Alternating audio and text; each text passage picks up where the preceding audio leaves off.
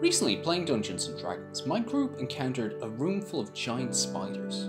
Now, we had minis on hand, but they were plasticky and cheap looking. They're from a Halloween decoration. I figure with a lick of paint and a little time, we can make these look an awful lot better. We'll need are some paints. I prefer Mars Black for a base coat, and whatever colours you have lying around for the detail work. On top of that, we will need some paintbrushes, water, paper towels are usually useful, patience, and time. It's always better to start from a base coat of flat black with these guys. It just lets you integrate other colours in a little easier. I'm thinking the guy on the right is going to get a dry brush of rose gold. The moment paint touched this guy, I realised he was not going to be a dry brush. I loved the colour on him, so I figured I was going to make his abdomen a block colour, his head and thorax also, and once I saw the paint on him, he started to remind me of a tarantula, so I figured a red kneed tarantula was going to be my inspiration for this. If you see in a second here, I start to do banding on the legs also. He looks big and he looks imposing, and I figured once I darkened him down a little with some washes, he was going to be table ready. This guy was actually the first mini to dry, so I decided I'd put some eyes on him. I did it in a cadmium red from Daler Rowney, and I really liked the look of it, so I figured I'd make that the theme of this little spider.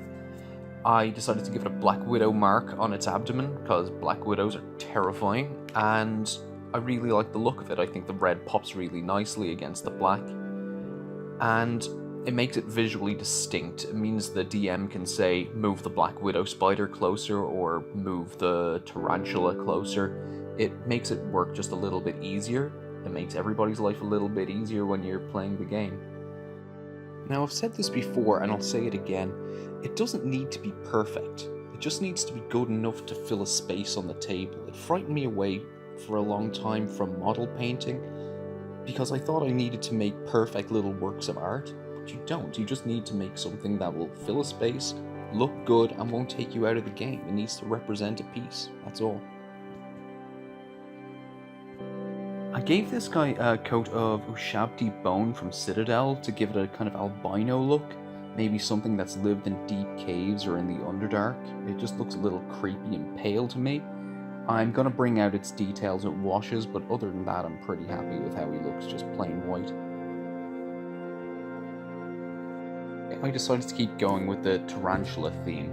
I gave him the yellow knees first because I wanted that to dry because I'd have to hold him to paint his body. I decided to give him wasp-like stripes, yellow stripes, just to make him stand out. I figured it'd make him more interesting looking and probably more dangerous looking. The coat going on here is just the first. As it turned out, I got a really cheap yellow paint, which was both too thick and too runny at once. I'm not entirely sure how they managed, but they managed. If anyone is wondering, I am using a number 4 Create brush with a flat tip. It's my personal favourite brush for doing pretty much anything whenever I can. I will use that one. Oddly, I have 3 number 4 Create brushes with flat tips, but no 2 of them are exactly the same. If someone could explain that in the comments, I'd be very grateful. So here we have 2 finished pieces. On the left we have one I painted olive green and then brushed over with a lighter green just to give it a more foresty look, something that could perhaps camouflage.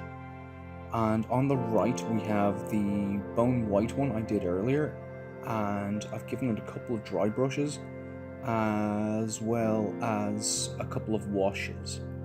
I got the details to pop really nicely on the fur, and I'm really happy with how he looks. Okay, so here we have the finished products.